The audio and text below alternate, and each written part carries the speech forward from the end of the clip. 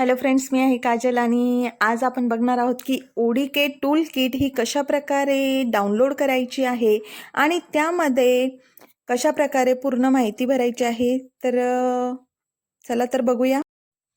तर सर्वात पहिले प्ले स्टोअरवर जायचे आहे. अशा प्रकारे स्क्रीन ओपन होईल. त्यानंतर ओडीके कलेक्ट ॲप तुम्हाला दिसेल, टाकून दाखवते. अशा प्रकारे ओडीके कलेक्ट ॲप दिसल्यानंतर ते डाउनलोड करून घ्यायचे आहे.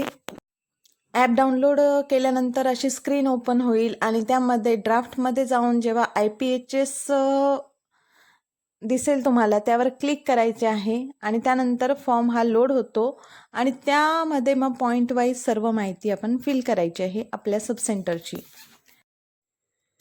सर्व माहिती व्यवस्थित फिल करून घ्यायची आहे सबसेंटरप्रमाणे आणि त्यानंतर फॉर्म हा सेंड करायचा.